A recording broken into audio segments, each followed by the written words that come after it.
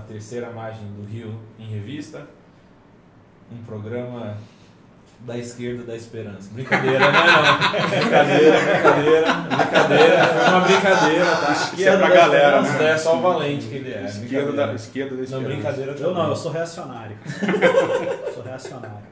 Essa foi uma homenagem. Tô Né? ligando uma agora. homenagem, foi uma Tô ligando. homenagem. Voto Bem, no hoje Bolsonaro.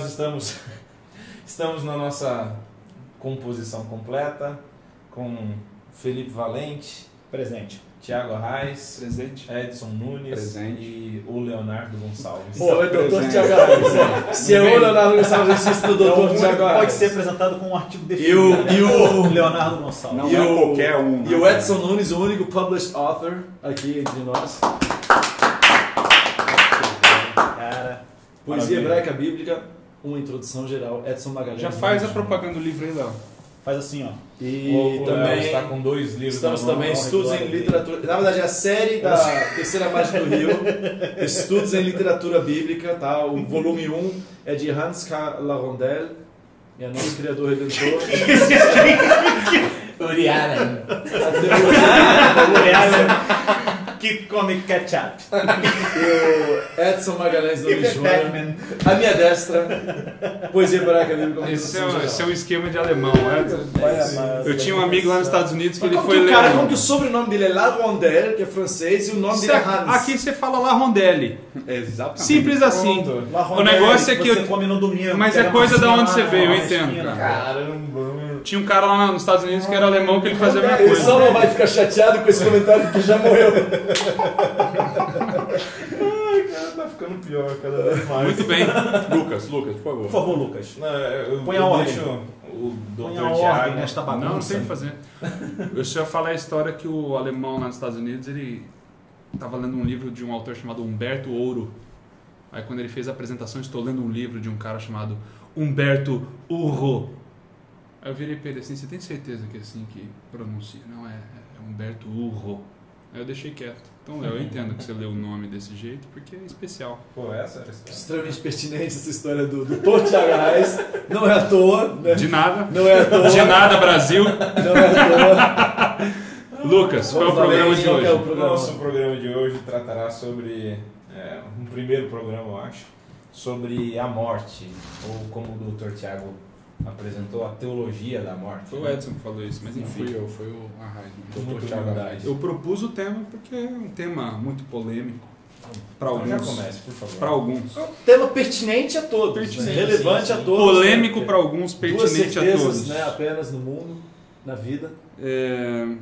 Pois Morte é. e impostos. O que você falou, não? Continua, Arraes, ignora. Continua. Basicamente, tema da morte é um tema que está presente logo na abertura da Bíblia. Obviamente, a abertura da Bíblia é extremamente significativa para o entendimento daquilo que vai continuar no restante da narrativa bíblica até o fim. Os temas principais são introduzidos: quem é Deus, quem é o ser humano, o que é o mundo, qual é o papel do ser humano nesse mundo e por aí vai a mais. E dentro desse contexto você não tem, obviamente, uma teologia explícita da morte, mas você tem pelo menos os componentes básicos do que fazem o ser humano ser o ser humano. Então, começando a leitura de hoje, depois que o Valente pegar um chiclete... Eu vou gostar de fora. Ah, vai jogar o chiclete fora. Eu quero falar bastante nesse programa. Tá bom. Que bom. O Léo tá filmando lá, todas as suas reações agora você viu. Estou treinando você justamente está para você saber recebendo. que eu não compactuo Senão com você esse não vai tipo de fazer. comportamento. Não, desculpa Bora. se a gente não está à altura, né, Bora, do que bora, você bora. espera, mas vamos ao texto. Gênesis capítulo 2, versículo 7 diz: Então formou o Senhor Deus ao homem do pó da terra, e lhe soprou nas narinas o fôlego de vida, e o homem passou a ser alma vivente, Nefesh Hayah, que é um título que, curiosamente, né, hoje em dia para qualquer denominação cristã, o entendimento dessa alma vivente é algo que é pertinente apenas para o ser humano. Nós temos uma alma, isso que nos difere de alguma maneira dos animais e tudo mais, porém na Bíblia, Nefesh Hayah se aplica tanto aos animais, que são almas viventes, como aos seres humanos, e a distinção do ser humano dos animais vem mais com a questão do Imago Dei, que a gente já tratou em programas anteriores. Agora, os componentes da existência do que faz o ser humano ser o ser humano são importantes na discussão da morte, porque basicamente a morte é a inversão desse processo todo. O ser humano é feito do pó da terra, certo? A parte formal, a parte física é feita desse pó da terra, o texto argumenta dessa maneira. Adão vem da terra, do Adamá, né? Você tem essa conexão textual interessante também, ele é um homem terroso. Ao mesmo tempo, ele não é deixado dessa maneira, Deus sopra o fôlego de vida, e agora sim ele passa a ser um ser humano, ele passa a ser essa alma vivente. Agora, uma vez que você retira o aspecto corporal e físico ou o fôlego de vida, o ser humano deixa de ser essa alma vivente. Essa é a estrutura básica bíblica daquilo que mais tarde vai ser articulado e entendido por outros autores, e que também faz cria o contexto correto para a gente entender a questão da morte na Bíblia e teologicamente também ao longo da história das variações que surgiram. Então essa é a introdução básica. Um aspecto curioso aqui de Gênesis, eu acho importante também, é essa ligação entre Gênesis 1 e 2, que obviamente vai conectar tudo ao 3, a ideia de que antes da ação de Deus não existe vida. Uhum. E sempre após a ação de Deus passa a haver vida. Né? Então você tem a terra, que é tohu vavohu, que ela não tem vida, que ela a gente traduz como sem forma e vazia, mas talvez uma melhor tradução de tohu vavohu seja desértico, um negócio... Tohu vavohu. Tohu vavohu é sem forma. Também, ou não? Bonito, né, Léo? Você vê, né? Não, eu estou perguntando. Mas tem o seu lugar. Né? Isso tem o seu lugar. Tem o seu lugar, é bonito isso. É uma sacada que você teve, é brilhante, cara. Brilhante. Primeiro, inédito. Ninguém nunca escreveu sobre isso. Nunca ninguém teve essa sacada, mas é importante. Não, você teve espontaneamente. Isso. É bonito, não, é bonito, é bonito. Mandou bem, mandou bem. Na verdade, essa palavra é usada em alemão. Qual? Tohu vavohu. Essa expressão. Como que significa? Deve ser do Yiddish, né? Porque o Yiddish é uma mistura... E é tradução de ser bagunça, na verdade. Nossa, virou bagunça isso aqui. Né? Virou Aí foi uma contribuição já. Aí foi uma contribuição bem interessante, mais elaborada. Aí sim. Parabéns, você morou na Alemanha, você sabe essas coisas. Muito bom, né? Mas tem basicamente sentido. A inhospitabilidade. Mas a ideia não é tanto de bagunça e de caos, porque essa é uma leitura já teológica, a ideia é de ausência de vida. Certo. E aí quando Deus cria a terra, então a terra que é Yavashá, que é desértica, ela passa a ter vida. E aí Deus cria a vida, e a vida sempre cria vida. Quando ele faz a terra aparecer da água, essa terra vai gerar vida. Quando ele faz os seres... os Nefesh Hayah, né? Quando ele faz o pássaro e o peixe, que vão ser almas viventes, ou melhor, os voadores que voejam e os nadadores, né, das águas, eles vão ser Nefesh Hayah. E aí Deus dá uma ordem para eles, que é crescer e multiplicar, ou seja, ele cria a vida para a vida gerar vida. Que é a mesma ordem dada aos seres humanos também. Ele vai fazer isso com o ser humano, tanto no capítulo 1 quanto no capítulo 2, né? O ser humano vai gerar vida, ele é chamado a gerar vida, ele ganha vida para gerar vida. E aí quando a gente chega em Gênesis 3, que é exatamente o... Que às vezes também, erroneamente, as pessoas falam que esse é o diferencial do ser humano. Não é. Então essa é a primeira coisa que a gente está tentando estabelecer, de que normalmente as pessoas entendem que a questão da alma, porque a palavra, né, daí mais tarde no grego, na Septuaginta, tudo mais é articulado de maneiras diferentes, a gente vai explicar o porquê. Mas basicamente a diferença formal entre seres humanos e animais é tida nessa parte do capítulo 2 e não necessariamente na Imago Dei. Isso seria uma adição. O que a gente está tentando estabelecer logo no começo é que a diferença entre seres humanos e animais não é basicamente estabelecida nessa parte. Os seres humanos e animais ambos são almas viventes e ambos, de acordo com a Bíblia, morrem. Porque mais tarde você tem a mesma palavra nefesh, nefesh, nefesh, no contexto de morte. Nefesh morre, alma morre na Bíblia e não é imortal, como mais tarde teologicamente vai ser articulado. Eu te interrompi, não? Não, é só que a própria terra que não é Nefesh Hayah, ela também é chamada a gerar vida. Uhum. Então, a ideia de quando há ação divina, há vida. Então, essa é uma ideia importante. A ação divina, há vida. Né? E o que vai acontecer seja da vida ou seja da não vida. No caso da terra, a gente está falando antes de Gênesis 3. Então, não, estou falando no caso da terra. Quando da terra brotam as plantas, é através da ação divina. Da ação divina que vai gerar vida. Que gera vida, mas gera vida da terra. Da terra. Não tem vida. Em parceria. Que não é alma vivente. Que não é alma vivente. Que não é alma vivente. Mas não é... Mas não, a terra é você... em Gênesis 1, ela parece ser uma entidade bem interessante, bem curiosa. Tá, tudo bem. Isso é uma outra coisa. Uhum. Muito bem. Você ia falar alguma coisa agora, Lucas? Diga. Mas fugindo um pouco desse aspecto que o Edson estava comentando da Terra, né? Você comentou que é curioso sobre a palavra Nefesh, que aparece que ela morre, né, várias vezes.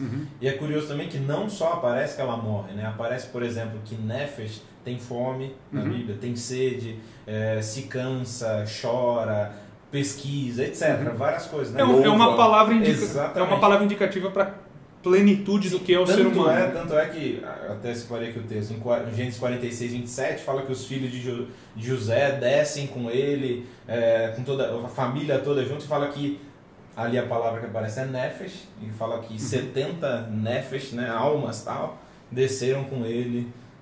Que esse vai ser um Ctrl-C, Ctrl-V no começo de Êxodo também, e essas almas morrem basicamente, logo em seguida, toda aquela geração morreu. Sim. E aqui o Nefesh é referência a uma pessoa, é a totalidade do ser humano, né? Eu acho que esse que é o principal, né? É o todo do ser humano. E isso que é um aspecto curioso de Gênesis, que mostra que essa indivisibilidade do ser humano. Né? E agora é claro que o ouvinte que diga, não. É que a própria linguagem, mesmo na tradução, mesmo sem ser no hebraico, evidentemente a tradução está baseada no hebraico, evidentemente não ser a tradução do quê? Mas assim, a pessoa, o homem passou a ser e não a ter alma. Sim. Exato. Talvez essa seja muito interessante. Uma distinção assim importante para a gente fazer, porque no nosso linguajar comum a gente fala de alma como algo que você tem. Então, essa é uma boa ponte que você está fazendo aqui, agora para... no texto que você mesmo leu ali de Gênesis 1, vai na verdade, isso mesmo. É isso passou a muito ser. bem observado. Que vier uma ponte boa agora para a próxima etapa da nossa discussão. Tá bem, mano. O Léo hoje está impressionante. Tá impressionante. Tá Estudou. Nada. João Valente está bonito. Tirei o chiclete só pra pensar melhor. Só pra causar um melhor. O que quando eu mastigo, eu não consigo. O que o Léo falou é importante pra gente vir para a próxima etapa, porque o ouvinte deve estar pensando, e daí, né? Que tem essa questão toda, ele não tem, o ser humano não tem uma alma vivente, o ser humano é uma alma vivente, o que isso tem a ver com o quê? Porque basicamente toda a teologia das denominações cristãs em geral, tanto católica, evangélica, presbiteriana, pentecostal, qualquer uma tem esse entendimento básico de que a alma é algo que eu tenho, algo que faz parte dentro do componente da minha existência. Quando eu morro, meu corpo fica e a minha alma retorna para Deus, e daí eu vou para o céu logo depois que eu morro, e todos esses desenvolvimentos teológicos. A grande pergunta é: da onde veio tudo isso? Sabendo que o texto de Gênesis está apontando para uma direção, da onde que vieram essas outras ideias?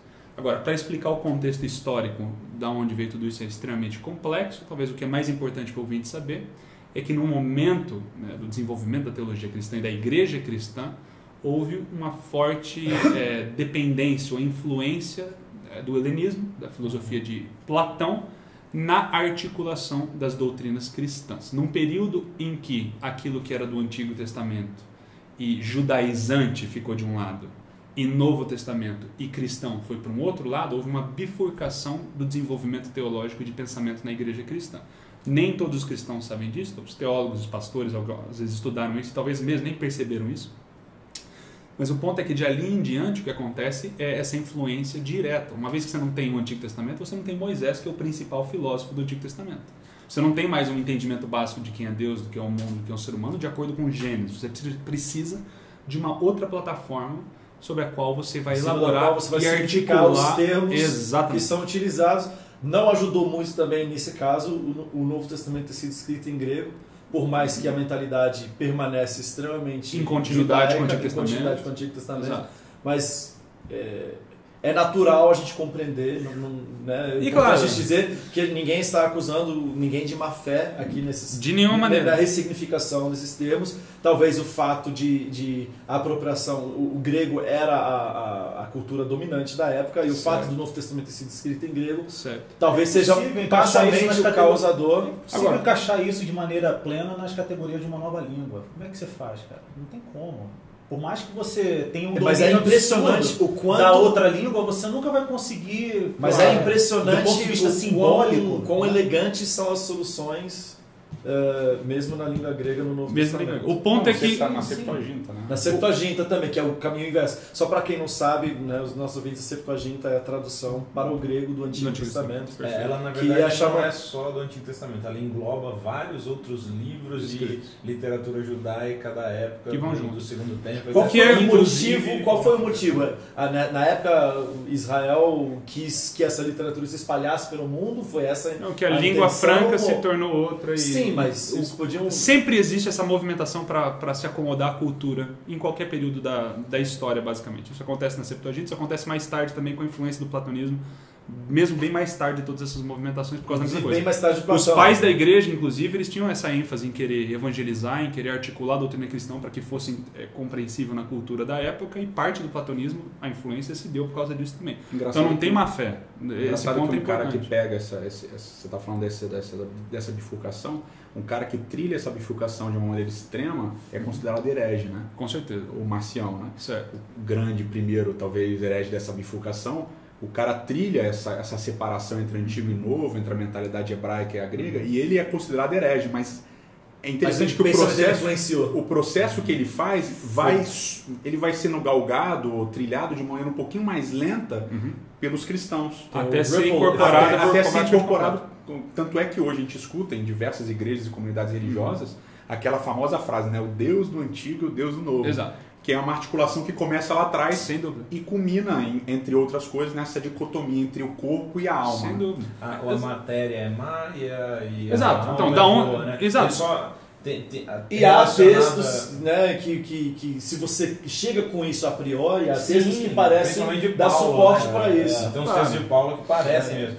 Quem tem até livrará do corpo dessas detalhe mortes, curioso miserável homem que com sou. respeito a essa indivisibilidade, né? Que no texto em hebraico várias vezes aparece assim, o ser humano tem até uma palavra, né? Holístico, né? Ele é um ser integral, tal. Tem um caso lá, por exemplo, que estou lembrando agora, é de José, quando ele recebe os irmãos deles aparecem e daí ele vai chorar e fala o texto que se moveram as entranhas dele, né? E provavelmente uma das possibilidades a palavra entranhas ali é traduzida como intestino. No texto você vê várias vezes, por exemplo, isso aqui não tem um texto específico, mas se um cara dissesse que o pé dele está triste, dentro do pensamento bíblico, não tem nenhum problema. Certo. Porque não tem uma separação, não existe separação. Ele pode dizer que o pé está triste e que a alma está com fome, porque é a mesma coisa, a gente fazendo essa separação. Faz parte de algo único. Exatamente, algo que faz parte da integral. nossa leitura. Claro. Não tem essa dissociação de Claro. matéria e alma, né? Então, voltando à questão da ponte que o Léo fez, que é importante da bifurcação e da influência do platonismo, isso gera agora uma nova articulação de doutrinas ao ponto de que tanto judeus, inclusive, no período... não no mesmo período da igreja cristã, até antes, no período mesmo da Septuaginta, você já tem uma grande helenização. E interessante que os romanos vêm daí, dominam o mundo inteiro, eliminam tudo aquilo que tinha influência grega, menos as escolas. Por isso que você ainda tem uma grande influência helenista em tudo aquilo que eles fazem, e posterior também, o que é curioso. Diga, Léo. Não, é muito, muito importante você ressaltar que isso até é pré-cristianismo, porque você vê, né, depois que Jesus alimentou 5 mil, foi 5 mil ou os 4 mil? Que aí ele vai andando sobre as águas e os discípulos acharam que era um fantasma. Certo, certo. Não tem como, dentro do conceito judaico de Gênesis 1 e 2, você acreditar em fantasma. Não existe base nenhuma teológica que... Ou seja, já existia isso. Agora, tem óbvio, outro caso também. Tem um outro caso também no Novo Testamento. Depois da ressurreição de Cristo, certo, que os discípulos de Cristo fazem ele comer, para ter certeza que ele tinha ressuscitado. Né? Sim. Que isso é uma outra indicação, certo, porque eles achavam que ele estava o quê? Que ele era o quê? Um fantasma, um ser de luz? Existem... E não existe esse conceito nem... Existem influências, claro. Tem até o conceito contrário, né? Que quando Abraão encontra, teoricamente, com seres que são celestiais, eles sempre comem juntos. Exato. Você Tem ali, até a inversão do negócio, né? Agora, essas dicotomias todas são importantes pontuar, porque da onde vem então essa concepção dicotomizada do ser humano, né? De que tem uma alma e de corpo, vem de Platão, do mundo ser visto como uma esfera atemporal, esse dualismo, né? Não é dualidade, dualismo de existia um espaço de ideias, um mundo atemporal e um mundo né? material. Então, da onde vem essas coisas? Vem do platonismo, e agora a Bíblia vai ser relida e rearticulada no desenvolvimento cristão dessa maneira, ressignificados os conceitos, para articular essas ideias. Agora, por mais que, como você mencionou, Léo, você tenha essa influência em um aspecto e outro, teologicamente, ou na vida do dia a dia de Israel, mesmo no Novo Testamento, com relação à morte, você tem uma continuidade no Antigo Testamento. Então, você tem vários exemplos importantes. Mas vamos voltar, que acho que a gente nem chegou lá ainda, Thiago. Do quê? De falar da morte em Gênesis, para poder falar da então morte. vai. Então vamos fazer isso para a gente fazer. Vamos lá, pode fazer. Não, porque Só senão pra eu vou pular para o Novo Testamento, senão, com 7 porque minutos. quando a gente chega em Gênesis 3, né, e o homem e a mulher pecam, e Deus vai então punir, etc. E quando Deus pune o homem, a última frase que ele traz para o homem é porque tu és pó, e ao pó tornarás. Certo. Né? Então a ideia de que a morte está associada ao retorno à não vida. Ou seja, a morte, o desfazer daquilo que foi feito. Então, certo. só retomando aquilo que a gente falou antes, quando Deus age, ele cria a vida, e a vida gera vida. E quando há uma separação entre a vida que foi criada e o Criador que deu a vida, então essa vida criada, ela deixa de ser vida. Então, é exatamente o que você falou, essa palavra é bonita, né? Vamos, total, né? Já que é a terceira margem do rio, né? Há um desfaçamento, né? Como é que fala? Desfazer, não? É um desfazer daquilo que foi feito. Então a morte em Gênesis 3, Adão obviamente não entendia, a Eva, a mulher ainda não tinha nem nome, mas ela não entendia direito o que estava acontecendo, mas pela palavra, por como Deus articula, eles entendem que é exatamente um desfazer daquilo que havia sido feito. Né? Perfeito. Então essa é a ideia. E é muito, de uma certa maneira, até essa foi uma conversa que eu tive com Ferreira Goulart, né, agora falecido, poeta, no carro, uma vez dirigindo, e aí eu fiz algumas perguntas, ele foi respondendo e tal, e ele é muito duro em relação à morte, né? Ele era muito materialista, ele falou assim, não, para mim a morte é o fim, não tem depois, não tem nada, morreu, acabou. Então o que a gente tem é esse curto espaço aqui, ponto final. Eu falei, pô, a Bíblia pensa assim. Ele, não pensa. Eu falei, pensa. E aí a gente foi conversando exatamente sobre isso, porque a Bíblia, nesse aspecto, ela é extremamente materialista desse ponto de vista. Morreu. Acabou. É pó, volta pro pó e ponto final. Nesse momento, obviamente, de Gênesis 3 e tal. Até a esperança. A aproximação divina que gera vida. Que vai gerar vida. Mas até esse momento futuro é morte absoluta, completamente material. Então, Eclesiastes vai falar disso nos seus capítulos finais. Sim. Vai falar assim, olha, é melhor um cão vivo do que um leão morto. O cara morreu, ele não vai louvar, ele não vai trabalhar, não vai ter nada. Entendeu? Nos Salmos aparece muito isso. Nos Salmos aparece, uma, morreu, entre acabou. aspas, chantagem, um recurso de chantagem que o Davi usa, inclusive. Se eu morrer, quem que vai te adorar? Exatamente. E Salomão fala isso milhares de vezes. Morreu, acabou, você vai para a terra, fim de papo, não vai ter mais nada, não vai louvar a Deus, não vai adorar nada, não vai trabalhar, não vai comer, não vai fazer nada. A ideia de uma vida posterior após a morte em seguida não é articulada em nenhum lugar do Antigo Testamento. E é bem materialista nesse sentido de ser finito, e é bem duro, é uma linguagem bem dura. Morreu, acabou. Você é confrontado com a tragédia do que significa a morte. Exatamente. A Bíblia não leva, você vai morrer, mas você vai, como a gente diz, né, para os braços de Jesus, uma coisa para confortar a gente imediatamente do silêncio, né, do impacto que significa a morte. Não tem cantor. Davi mesmo diz, não tem voz, não tem louvor depois disso daqui. Acabou. Cara, Nefesh, a raiz de Nefesh está associada à garganta. Certo. O que tem a ver com isso? Que é lindo. Pô, cara, é demais. O que é a morte se não o fechar do Nefesh? Não tem garganta. Acabou. Cara, é demais. É lindo. A Bíblia é demais. Então, com essa base que é excelente, de a gente manter em Gênesis essa estrutura básica... Mas a gente só está falando da parte do pó. Precisamos falar também da outra parte. Claro, o fôlego... Mas o fôlego... A alma, ou seja, se fosse uma fórmula matemática... pó da terra mais fôlego divino igual a alma vivente. Alma vivente, só que nenhum deles... Que não é uma coisa que você tem, é uma coisa que você é. Exato. Então podemos afirmar talvez, porque tem aquele texto, né? Que o pó volta à terra. Exato. e o Eclesiastes. o sopro de vida volta. O sopro volta para Deus quem o deu. Não tem isso? Tem o Lucas, olha aí, ó. Tá. Lê aí, Lucas. E o pó volte à terra como era, e o espírito volte a Deus que o deu. Só que o espírito, mais uma vez, Isso é importante. ressignificado mais tarde como algo que é pensante, cognitivo. Vamos colocar o significado original. Espírito é o quê? Espírito é fôlego. Vento. Sim. Espírito é que a gente, na nossa é o ar que você respira. Cada um tem um espírito. Não. Biblicamente existe um fôlego. É um fôlego. É um fôlego. Não é o meu fôlego, o seu fôlego. Inclusive, o fôlego sempre é de Deus. Inclusive, e é um fôlego só. Inclusive a estrutura então, básica. Quando o pó volta à terra, o fôlego volta para Deus quem o deu. Por quê? Porque o fôlego pertence a ele. Exato. volta pra ele. Isso nos une, não tem diferenciação. O pó nos une, todos viemos do pó, e o fôlego nos une porque vem de Deus. Não existe distinção. Inclusive os animais. Exatamente. Mostrando o respeito da Bíblia pelos animais, que seria fora tal dele. como a Né? tua. Não existe vida fora dele. Vida é só Mas através o da lance ação. do fôlego. Vida é só através da ação. A expectativa do Não é futuro só é ação. barro, não é só fôlego, é a ação. Cara, a dele gente tem juntar que- os dois, cara. A gente tem que Isso pular é para o Novo interessante Testamento. na figueira, né? Quem permanece nele tem vida. Quem não Vida permanece... Perfeito, é ação. Agora, concluindo então, para vocês pegarem pelo menos 2 ou um exemplo no Novo Testamento para vocês entenderem. Tem Lázaro. Gostou da minha participação? Gostei. Foi pontual, mas boa, Valente. Foi No excelente. momento certo. Lázaro, é claro, você tem um exemplo clássico para mostrar como é incoerente um pouco essas novas articulações platônicas, ou pelo menos estranhas ao texto. Tem Lázaro, Ressuscitou. Por que você me trouxe de volta? 3 dias ele fica debaixo da terra, Jesus aparece no 4º dia, e quando ele fala, olha, ele está dormindo e tudo mais, a primeira reação das irmãs de Lázaro é: nós sabemos que no último dia, então por mais que você tenha uma influência helenista no período intertestamentário, a questão da morte é uma continuidade radical do Antigo Testamento.